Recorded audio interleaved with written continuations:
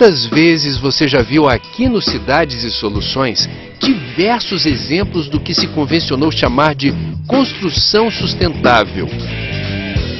Apesar dessa bela amostragem, tem muita coisa interessante acontecendo por aí.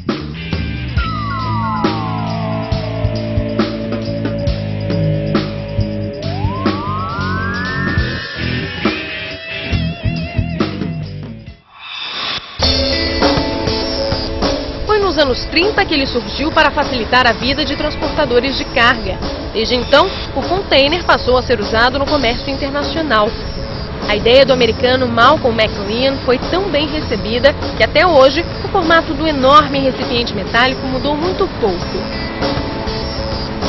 Mas e quando alguém resolve morar dentro de um desses caixotes?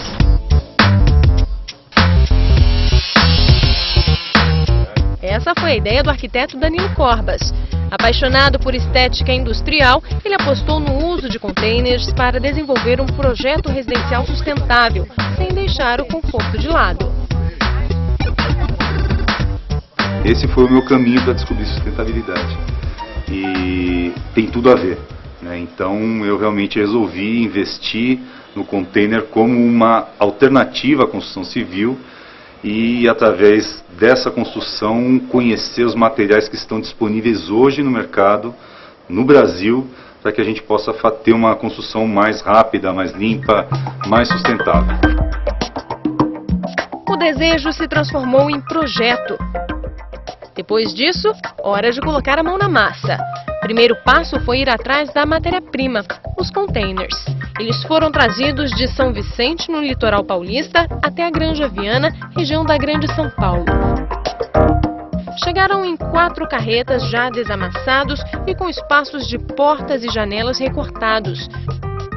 Um guindaste fez o serviço de descarregá-los no terreno nas posições corretas.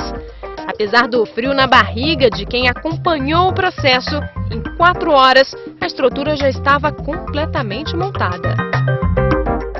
Acho que a parte principal do container está realmente no projeto e no deslocamento das unidades de containers para o terreno. É a parte mais diferente, vamos dizer assim.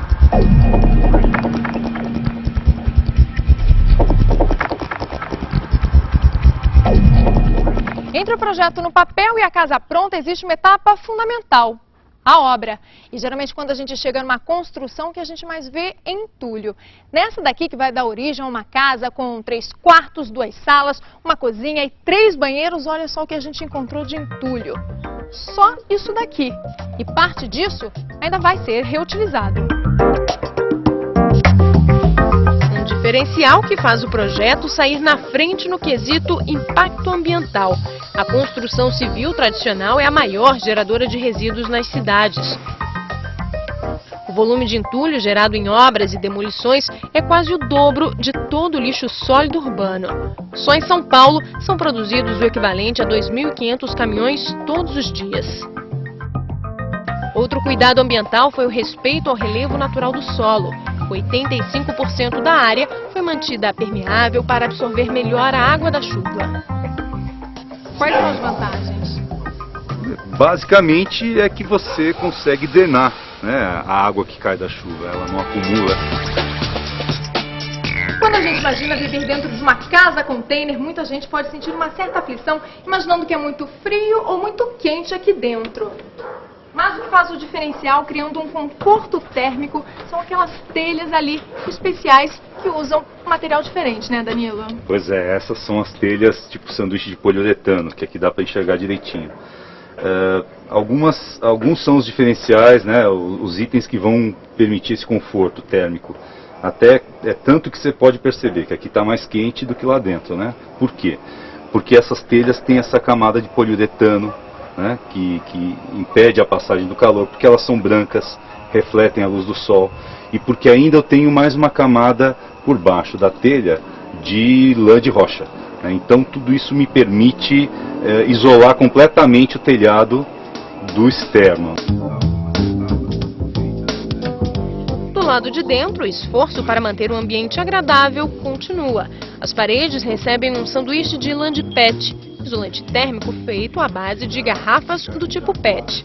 Além de ser uma proteção eficiente contra o calor, a iniciativa contribui para tirar as indesejáveis garrafas de plástico de circulação. Esse tipo de lã está presente em que partes da casa? Na maior parte das paredes externas, né? Onde eu vou ter realmente o sol batendo no container que vai ficar exposto externamente, e ela faz essa amortização, né? Ela não deixa o calor da chapa de aço cortem passar para dentro do ambiente. A preocupação com a escolha dos materiais e dos fornecedores esteve presente desde a obra até o acabamento. Para acompanhar esse processo, resolvemos voltar à construção 2 meses depois da nossa primeira visita. A cozinha, que antes estava vazia, foi mobiliada. O balcão exibe, além de estilo, material 75% reciclado. Na pia, o fluxo de água é controlado por areadores na ponta da torneira para evitar o desperdício.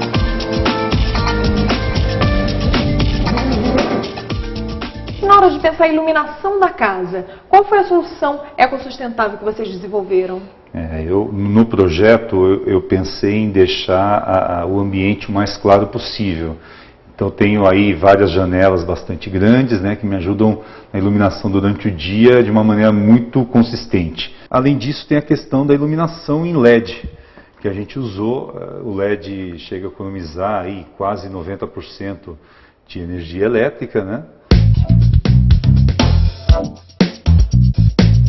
Um dos diferenciais da Casa Container é o telhado verde. Há 2 meses, quando nós estivemos aqui, ele ainda não existia. Mas agora, depois de pronto, a gente percebe que o gramado, além de ser importante para a absorção da água da chuva, ele também contribui para o sistema de isolamento termoacústico da casa. O quarto, que fica aqui embaixo, é muito mais fresquinho e silencioso. De lá para cá, os quartos também ganharam paredes e armário. O banheiro, uma descarga ecológica. Hoje a gente tem a possibilidade de escolher o tipo de descarga que você vai dar, que pode ser de 3 litros ou de 6 litros. Né? E antigamente, há pouco tempo atrás, as caixas acopladas ainda usavam 12 litros por descarga. Né? Isso é uma evolução do sistema. Isso, no final das contas, gera uma economia significativa? Significativa. Isso pode chegar a quase 50% de economia. Na hora do banho, o sistema de aquecimento solar por tubos de vidro a vácuo garante água quentinha, uma alternativa mais eficiente que as placas solares.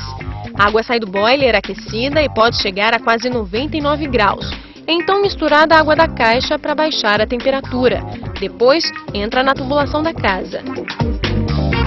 Aqui passa por esse aquecedor digital, que faz a compensação necessária para que a água seja dispensada na temperatura desejada.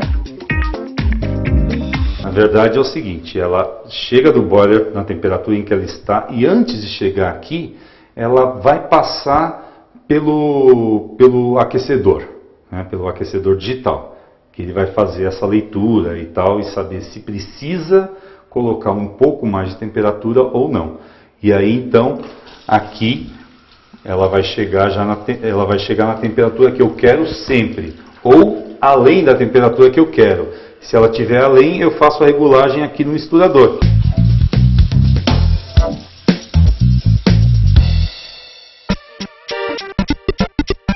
Na sala, o tradicional revestimento de gesso divide espaço com um acabamento mais rústico à base de placas cimentícias.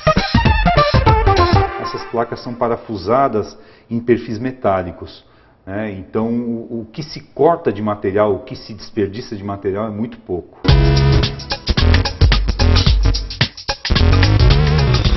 O chão parece até inacabado, como da vez em que estivemos aqui ainda durante a obra. Mas a opção pelo microcimento é novamente uma forma de evitar a sobra de resíduos. Esse piso, na verdade, ele é como se fosse um cimento queimado, né? Só que o aspecto dele é de cimento queimado, só que a base dele tem algo de polimérico, né? Tem polímeros misturados e que dão a característica do piso não trincar. Né, como acontece com o cimento queimado. Então eu consigo ter um piso monolítico em uma área maior, não necessariamente usando juntas de dilatação, não gera praticamente nenhum entulho. Essa também foi um dos fatores que fez com que eu escolhesse esse piso. Esforços somados, já com a casa pronta, o resultado. A gente, praticamente na obra inteira, a gente retirou até agora uma caçamba de entulho e estamos aguardando a segunda para retirar. É a última caçamba. 2 caçambas de entulho em uma obra de quase 160 metros quadrados. Isso é muito pouco. É insignificante, perto de uma obra normal. Eu diria que a gente está economizando, sei lá, em entulho uns R$5.000. Mas como em toda obra, esta daqui também deu muita dor de cabeça. Basicamente, o que não deu certo está quase 100% ligada à mão de obra, né, à qualificação. Então, quando você entra com uma novidade, com um sistema diferente, eles acabam se perdendo e acaba, às vezes, estragando a solução, né, que a gente tinha bolado, não vai funcionar, porque a mão de obra não está qualificada a executar essa tarefa, por exemplo, né. O uso de containers na construção significa economia na fundação e redução no uso de materiais. Cada metro quadrado construído no formato convencional pesa mais de 1 tonelada. Isso significa que um apartamento de 100 metros quadrados consome nada menos que 120 toneladas de materiais. No final das contas, quem quiser se aventurar e erguer uma casa usando módulos de containers pode economizar até 30% do custo total da obra. Se eu tiver uma casa de um padrão popular, eu posso economizar até 30%. Se eu tiver em um padrão médio, uns 20%. E se for um padrão de padrão A, vamos dizer assim, eu posso chegar até o mesmo preço de uma construção normal. O projeto, inédito no Brasil, tem chamado a atenção de arquitetos, engenheiros, construtores e estudantes. A casa permanecerá aberta à visitação nas próximas semanas. Depois, será a vez de quem começou com a brincadeira colher os frutos de 5 meses de dedicação e muito trabalho. Depois disso, eu vou ocupar literalmente espaço. Tá ansioso? Bastante. Eu quero muito mudar o quanto antes. Ah, esse é o primeiro.